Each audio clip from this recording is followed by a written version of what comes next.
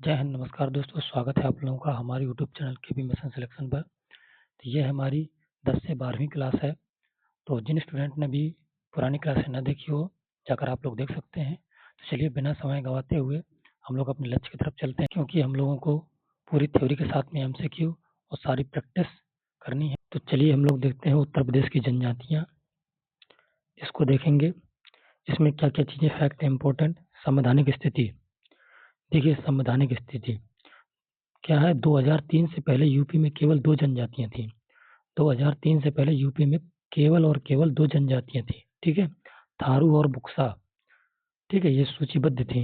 वर्तमान में 12 प्रमुख जनजातियां सूचीबद्ध हैं।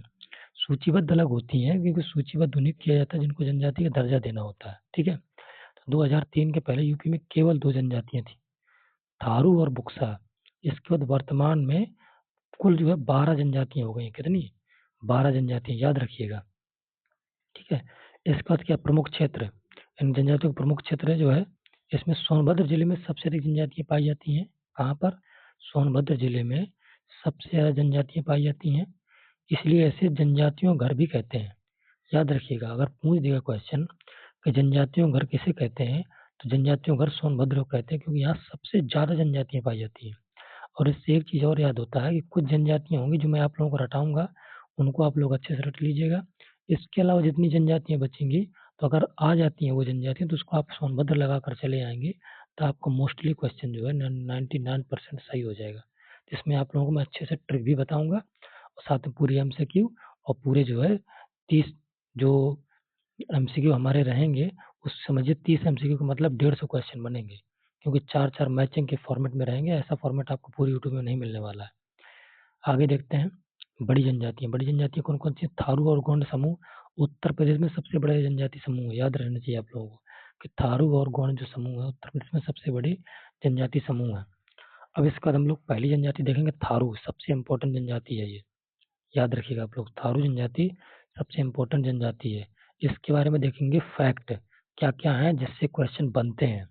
और याद रखिएगा, जो जो मैं बताता चला जाऊंगा आप लोग बिल्कुल इसको रटते जाइएगा, क्योंकि यहीं से क्वेश्चन बनते हैं। इनका निवास स्थान क्या है? गोरखपुर का तराई क्षेत्र और लखीमपुर खीरी, श्रावस्ती, बहराइच, ये पूरा एरिया कौन सा?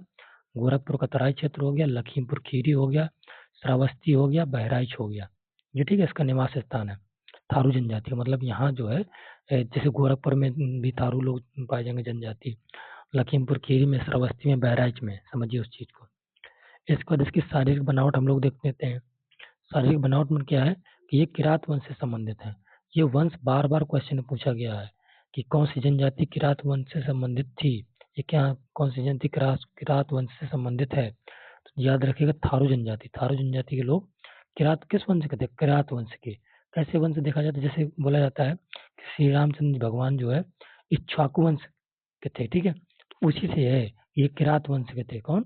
थारू जनजाति के लोग। इनका कद छोटा, पीला और चौड़ा होता है, ठीक है, मतलब छोटे होते हैं, पीले होते हैं हल्के, और चौड़ा जो है शरीर रहता है। इसके बाद भोजन, इनके भोजन का देखते हैं। इनके भोजन में क्या क्या चीजें फैक्ट है। देखिए भोजन में इनका मुख्य भोजन चावल है। ये क्वेश्चन बहुत बार पूछा गया है कि जो है थारू जनजाति का मुख्य भोजन क्या है। थारू जनजाति का मुख्य भोजन ऐसे पूछता है, थारू जनजाति का मुख्य भोजन क्या है, तो ये मुख्य भोजन चावल है, ठीक है। इसके बाद ये अपनी मदिरा, शराब खुद बनाते हैं, जिसे जाड़ कहते हैं।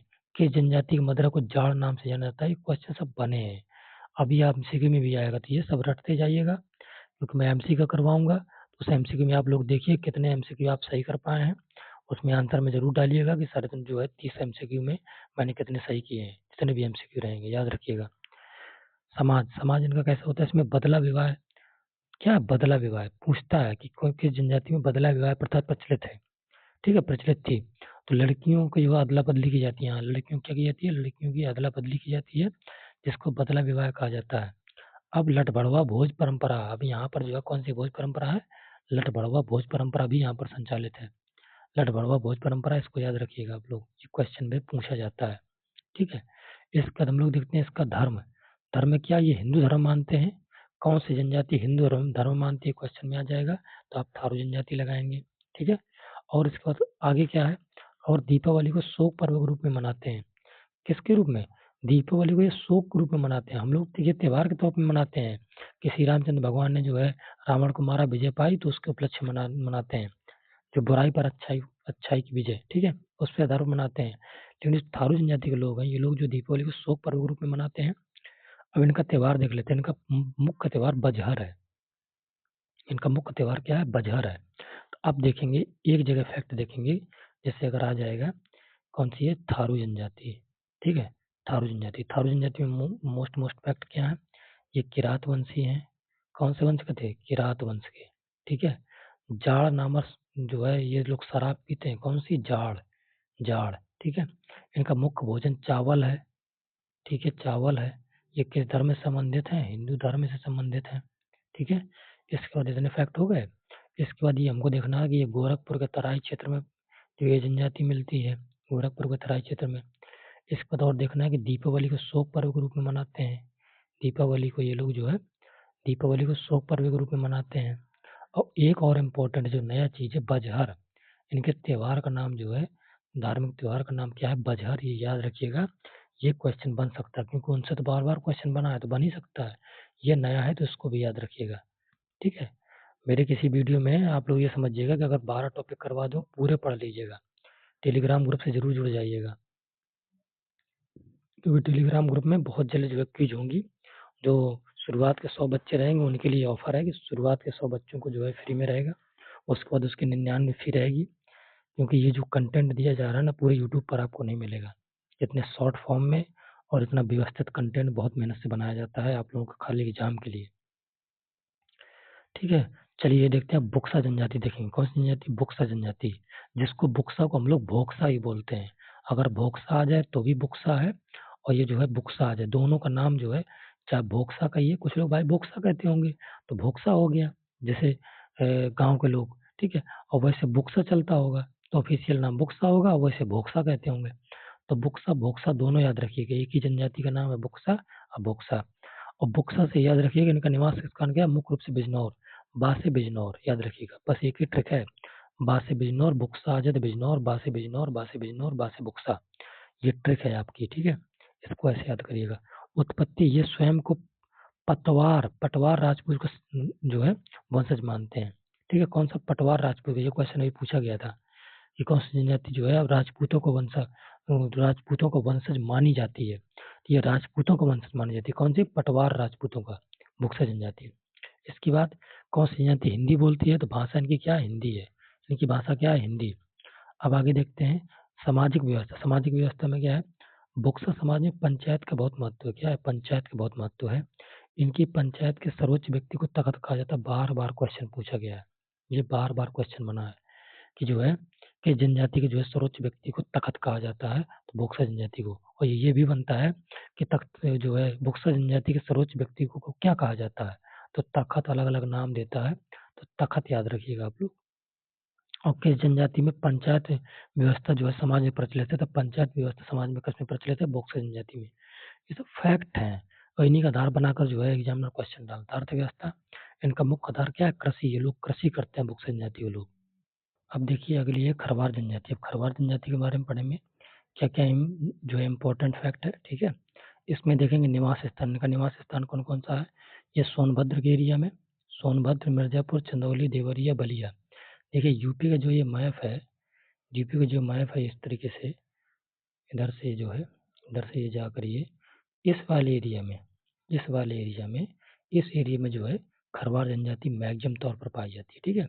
सोनभद्र, मिर्जापुर, चंदौली, देवरिया और बलिया, इस वाले एरिया में खरवार जनजाति पाई जाती है, ठीक है। इसके बाद हम लोग देखेंगे आगे इनका मूल स्थान। अब इसमें जितने भी फैक्ट हैं पूरे कवर करेंगे, क्या क्या इसके फैक्ट हैं। इनका मूल स्थान देखेंगे। इनका मूल मूल निवास खंड कहाँ कहाँ का? झारखंड का पलामू क्षेत्र, ठीक है। झारखंड का पलामू क्षेत्र, ये मतलब खरवार जनजाति मूलतः जो है झारखंड के पलामू क्षेत्र की है, लेकिन यूपी के जो है ये सोनभद्र इलाके में भी पाई जाती है, ठीक है। विशेषता, ये अत्यंत क्रोधी होते हैं, शारीरिक रूप से मजबूत होते हैं। क्या होते हैं? अत्यंत क्रोधी होते हैं, शारीरिक रूप से मजबूत भी होते हैं। ये लोगों का शरीर जो है डीलपाल अच्छा होता है।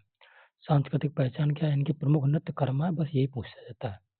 इनका जो निवास स्थान याद कर लीजिएगा। और दूसरा फैक्ट इससे खाली ये आता है कि इनका निवास स्थान कौन सा है। तो निवास स्थान आप लोग ये देख लेंगे कि कहाँ निवास करते हैं। सोनभद्र क्षेत्र में, चंदौली, देवरिया में, और इनकी सांस्कृतिक पहचान आती है। सांस्कृतिक पहचान में कर्मा इनका नृत्य है। किस जनजाति का नृत्य कर्मा है? ये जो है खरवार जनजाति का सांस्कृतिक नृत्य कौन सा है? ये क्वेश्चन बार बार पूछा गया, इसको रट लीजिएगा बस, ये जनजाति से। इसका अगला हम देखेंगे उत्तर प्रदेश के जनजातीय निवास स्थान के आधार पर वर्गीकरण, कि जो है निवास स्थानों के आधार पर पहले हम लोग देख लेते हैं। ठीक है, कौन सी जनजाति जो है कहाँ पर निवास करती है। देखिए सोनभद्र जिले में कौन कौन सी जनजाति निवास करती हैं, एक जगह आप लोगों को दे दिए हैं पूरा। तो इस फैक्ट को पहले हम लोग देखते हैं अच्छे से। ठीक है, बिल्कुल कॉन्सेंट्रेट होकर देखिएगा। अगर यह जनजाति सोनभद्र में पाई जाती है, चलिए ठीक है। बैगा जनजाति, यह जनजाति मुख्य रूप से सोनभद्र के पहाड़ी क्षेत्रों में पाई जाती है, ये भी ठीक है। पारी जनजाति, इसका निवास स्थान सोनभद्र जिला है, ठीक है। पटारी जनजाति, ये भी सोनभद्र की महत्वपूर्ण जनजाति है, ये भी ठीक है। भुइयां भुनिया, ये भी सोनभद्र के जिले में निवास करती है, ठीक है।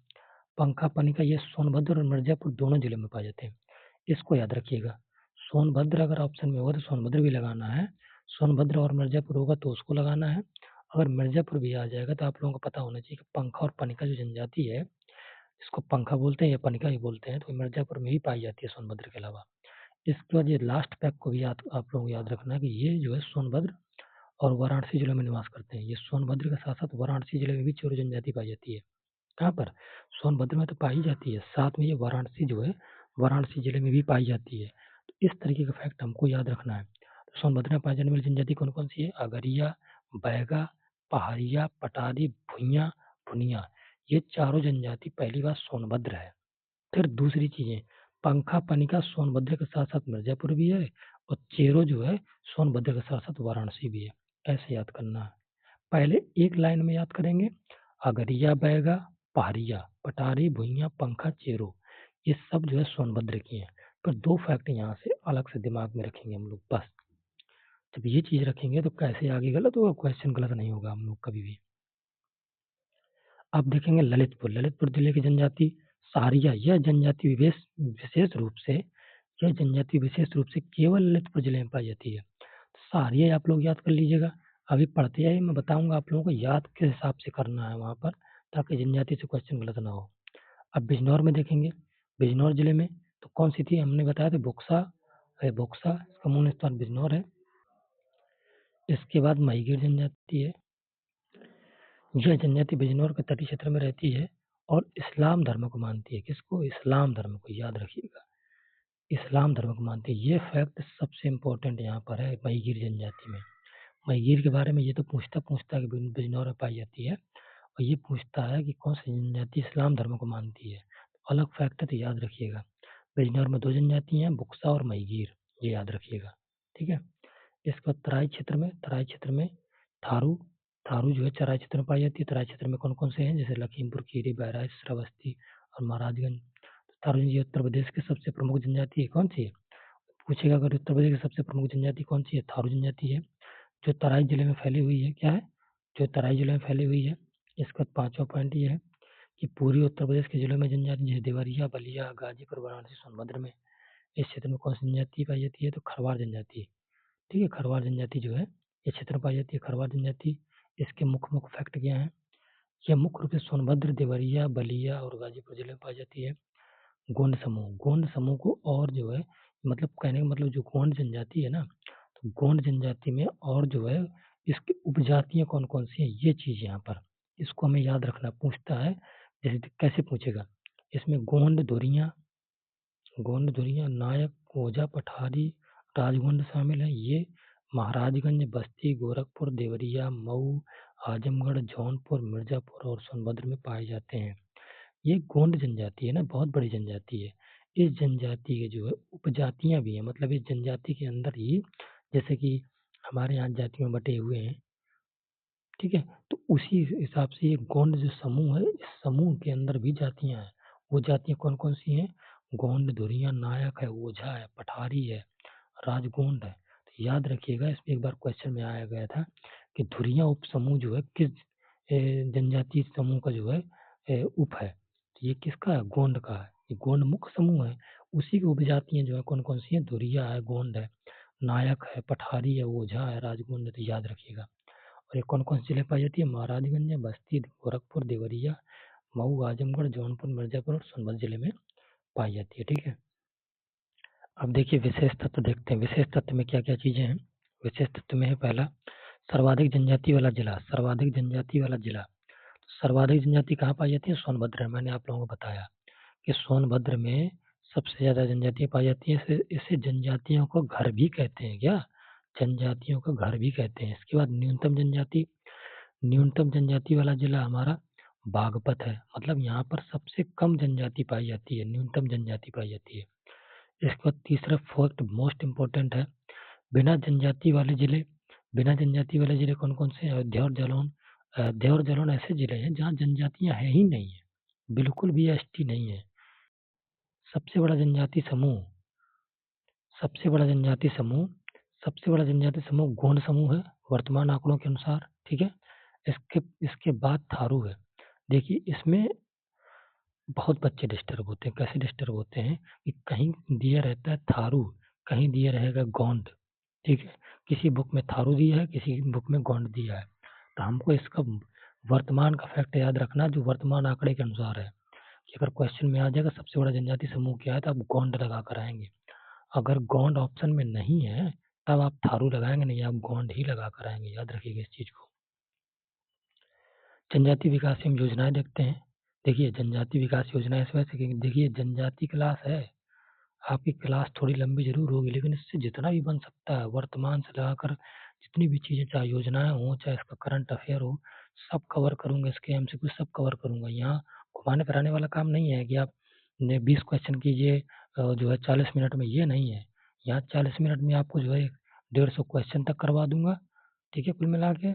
और उसी में आपकी थ्योरी भी हो जाएगी, पूरा करंट अफेयर भी हो जाएगा। इस तरीके से होगा कि आपको कहीं और से पढ़ने की आवश्यकता नहीं पड़ेगी। ये सभी बुक का कलेक्शन हर जगह का अच्छा से अच्छा कलेक्शन है, अपने द्वारा बनाया हुआ पूरा। पहले क्या है? विकास परियोजना, थारू विकास परियोजना। थारू विकास परियोजना कब हुआ? 2 अक्टूबर 1980 को शुरू हुई। ये क्वेश्चन पूछा जाता है कि थारू विकास परियोजना कब शुरू हुई? 2 अक्टूबर 1980 को शुरू हुई थारू विकास परियोजना। इसके बाद बुक्सा जनजाति विकास परियोजना। बुक्सा जनजाति विकास परियोजना कब स्टार्ट हुई? 1983-84 में। देखिए पहले थारू स्टार्ट हुई 1980 में, उसके 3 साल बाद जो बुक्सा जनजाति परियोजना स्टार्ट हुई 1983 में। बुक्सा कहाँ पर है? बिजनौर में। बिजनौर में आप लोगों को मैंने बताया पहले। और थारू तराई क्षेत्र बताए थे। ठीक है, तराई क्षेत्र, तो ये तराई क्षेत्र वाले जिले हैं। इसके बाद हम लोग देखेंगे संग्रहालय। ठीक है, तो संग्रहालय में क्या क्या चीजें हैं, कौन कौन से फैक्ट याद रखने हैं। संग्रहालय उत्तर प्रदेश में जनजातियों के लिए राजकीय जनजाति संग्रहालय बलरामपुर जिले के इमलिया कोडर गांव में बनाया गया है। इमलिया कोडर, कौन सा?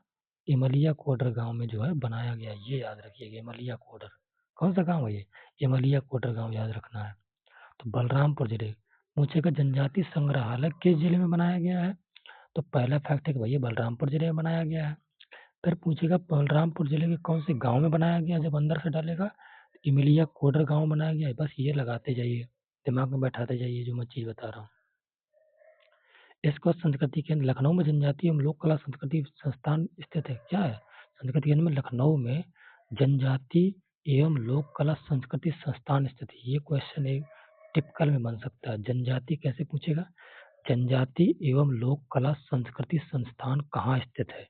अब बताइए, जनजाति एवं लोक कला संस्कृति संस्थान कहाँ स्थित है? तो ये लोक कला संस्कृति संस्थान है।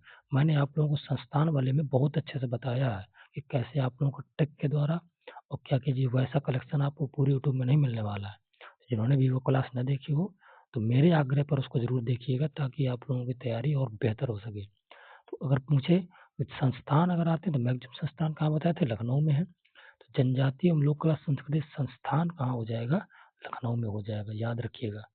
ऐसे टिपिकल है कि फिर वहां पर गलत होने के बहुत चांसेस होते हैं। की पॉइंट्स देखते हैं मेन। सोनभद्र में सबसे ज्यादा एसटी हैं, मैं बता चुका हूँ आप लोगों को। ये बार बार चीजें की पॉइंट इस वजह से डाली जाती हैं ताकि एक ही क्लास में आपको इतनी बार रिपीटेशन हो जाए मेन चीजें, तो वो चीजें आप लोगों के दिमाग में हमेशा के लिए बैठ जाए। बागपत में सबसे कम एसटी है ना, सबसे कम जनजातियां कहाँ पर थी? बागपत में। ये चीज बताया मैंने आप लोगों को। थारू दीपावली को दुख का दिन मानते हैं। भाई ऐसे बना सकता है ना, दुख दीपावली को दुख का दिन कौन मानते हैं? थारू जनजाति। ये पूछेगा दीपावली को जो है शोक पर्व के रूप में कौन मनाता है, तो थारू जनजाति। अलग अलग तरीके से पूछ सकता है। सहारिया केवल ललितपुर में मिलती है, बताया था ना। केवल ललितपुर में सारी जनजाति मिलती है, बार-बार इससे क्वेश्चन आता है। कर्मन नृत्य खरवार जनजाति का है। कर्मन नृत्य किसका? खरवार जनजाति का है। ये क्वेश्चन के तरीके आप लोगों को कंप्लीट हो गए ना। अगर ये क्लास आप लोगों के लिए हेल्पफुल रही हो तो आप लोग चैनल को सब्सक्राइब जरूर कर लीजिए और लाइक करिए, कमेंट करिए और हमारे KP mission selection Telegram group से जुड़ जाइए, जिसका लिंक मैं इसी वीडियो के डिस्क्रिप्शन में दे रहा हूँ, क्योंकि वहाँ पर बहुत जल्द क्विज स्टार्ट होने वाली है। तो आप लोग क्विज से जुड़िए, जिससे आप लोगों की तैयारी और बेहतर होगी और तैयारी करते रहिए। ये जो थ्योरी मैंने आज करवाई है इसको अच्छे से पढ़िएगा। इसकी कल क्लास आएगी एमसीक्यू वाली, जिसमें आप लोगों को इस तरीके से एमसीक्यू करना है कि आप लोगों को ये देखना है कि उसमें से कितने क्वेश्चन आप लोगों को सही हो पा रहे हैं, क्योंकि मैं 4-4 के फॉर्मेट में एमसीक्यू वाले करवाऊंगा। सारे मैचिंग वाले क्वेश्चन रहेंगे। उससे ये होगा कि एक क्वेश्चन से आपके 4 क्वेश्चन कंप्लीट होंगे, ठीक है। और हार्ड लेवल के रहेंगे, तो आप लोग पूरा अच्छे से तैयारी करिए इसको। इसके बाद कल नई क्लास में आइए। जय हिंद, नमस्कार दोस्तों।